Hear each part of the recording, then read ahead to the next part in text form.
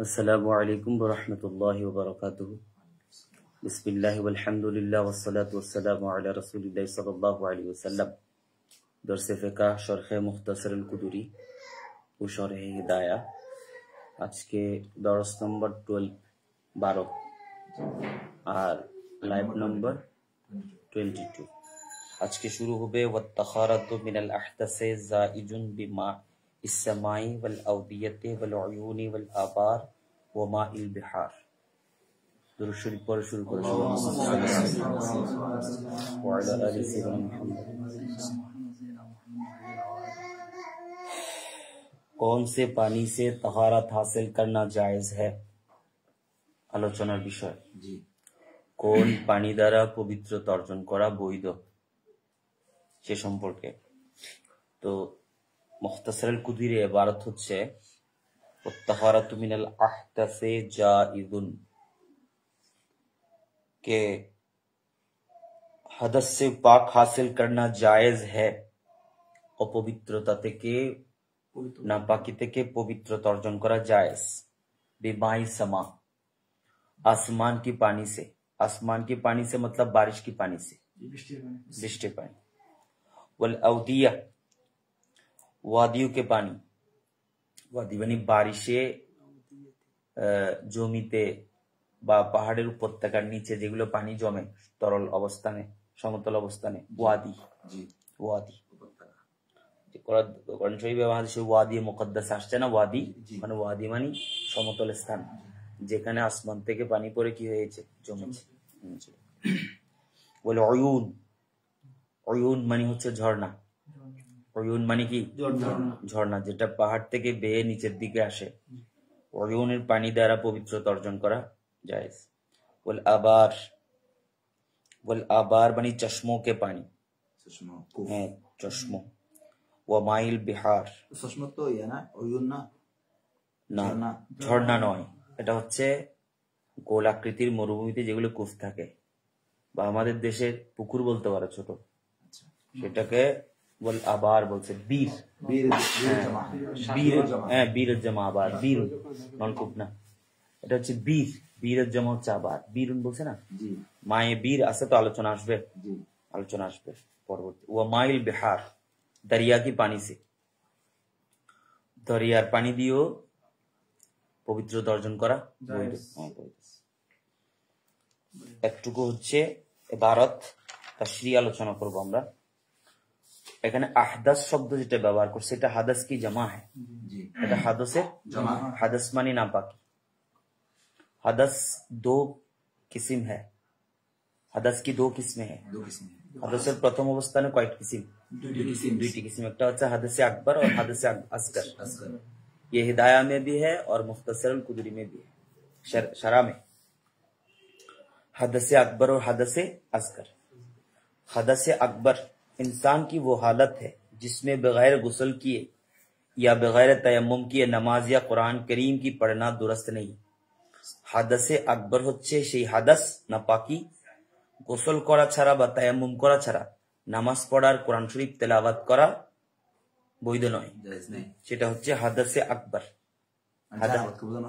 হ্যাঁ, হাদাসে আকবর, হাদাসে আকবর। খেয়াল করো, এখানে কোরআন পড়া মতলব দেখ কে পড়না। कुरान पढ़ा मतलब देख के पढ़ना या छो के पढ़ना।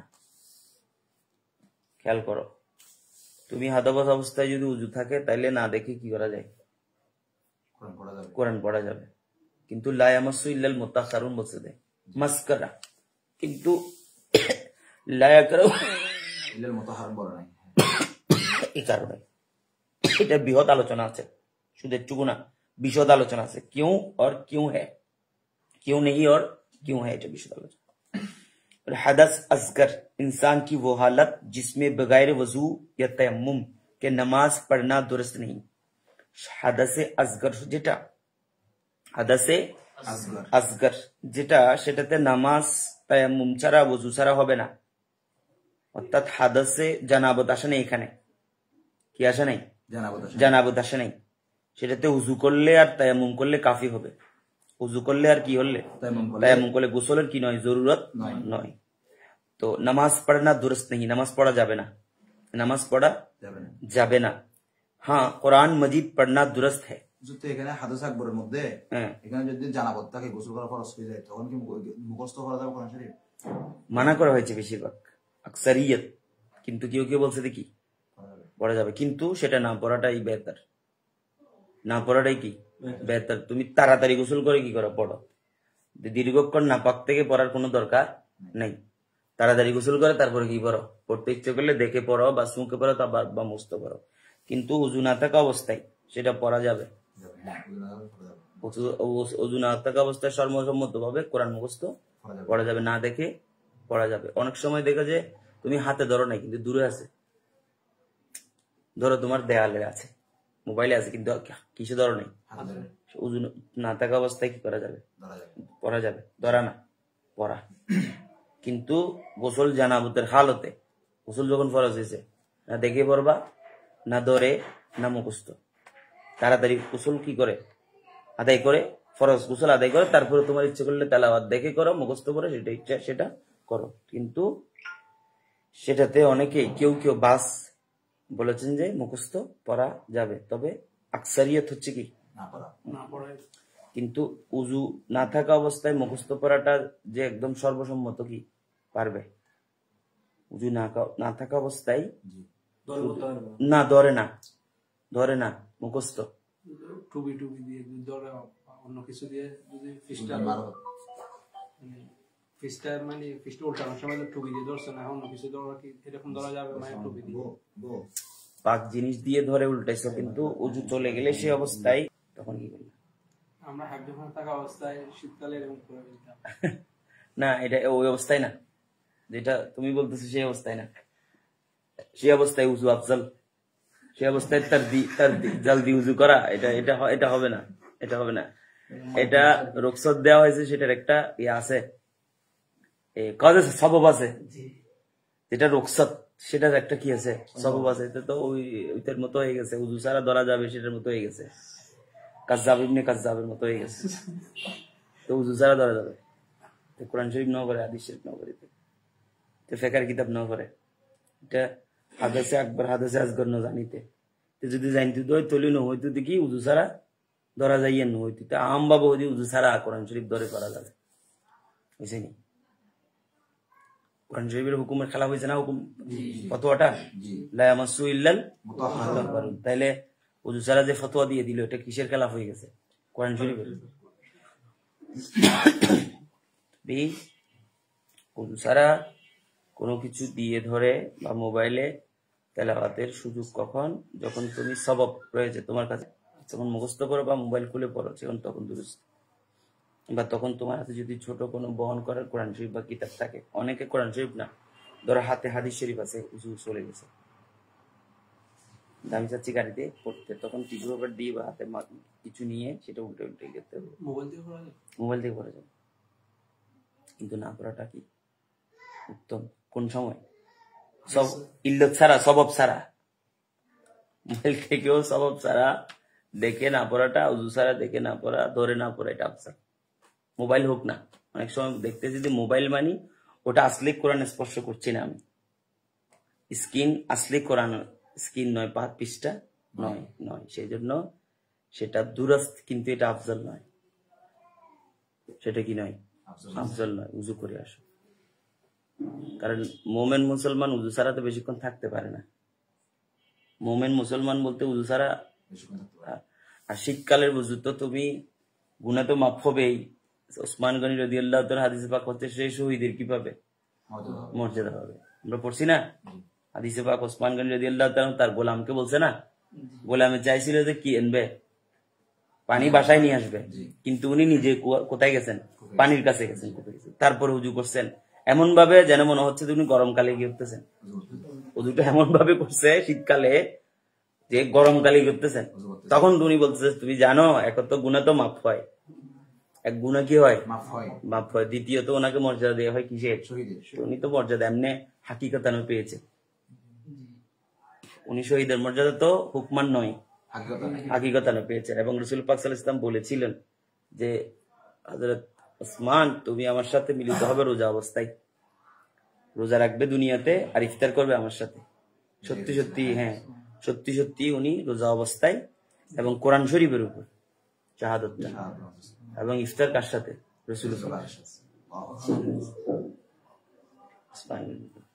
আর খেয়াল করে তাহলে অজু ছাড়া কোরআন শরীফ ধরে স্পর্শ করে কি করবো না? তেলাওয়াত করবো না, এটাই হুকুম। উযু ছাড়া কোরআন শরীফ স্পর্শ করে কি করবো না? তেলাওয়াত করবো না। इल्मुल फिक्ह जिल्दावत सफा नंबर 43। जब मुसन्निफ अलैहि रहमा और गुस्ल, वजू और गुस्ल के बयान से फारिग हो गए तो अब उस चीज को बयां करेंगे जिससे तहरात हासिल होती है। चुनानच फरमाते हैं कि आसमान के पानी, वादियों के पानी, चश्मों के पानी, कुओं और दरिया के पानी के जरिए तहरात हासिल करना जायज है। बारिश के पानी के बारे में अल्लाह का फरमान है, वो अंज़लना मिनस समाई माअन तहूरा, और हमने आसमान से पाक पानी बरसाया। আমি আসমান থেকে পবিত্র পানি বর্ষণ করেছি।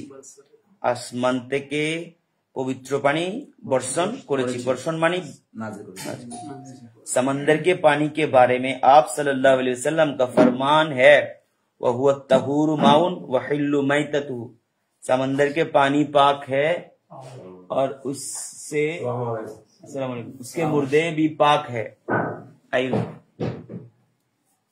समंदर के पानी भी पाक है, उसके मुर्दे भी, बोयो निंदी बोयो ना, समंदर के पानी भी पाक है, उसके मुर्दे भी पाक है। ख्याल करो, तो उसका पानी पाक और मुर्दा हलाल, मुर्दा हलाल। এই জন্য কোন মাছ যদি দরিয়াতেই মরে যায় সেটা তুলে এনেও কি করা যায়? খাওয়া যাবে। चश्मों, कुओं और वादियों का पानी भी हकीकत में आसमान का पानी है। चश्मोर पानी, कुয়ার পানি, ওয়াদির পানি, যে পানি হোক না কেন সেগুলো কিসের পানি? প্রকৃতপক্ষে কারণ আসমান থেকে নাজিল হয়ে তো ওখানে জমেছে, এটাই বুঝেছে।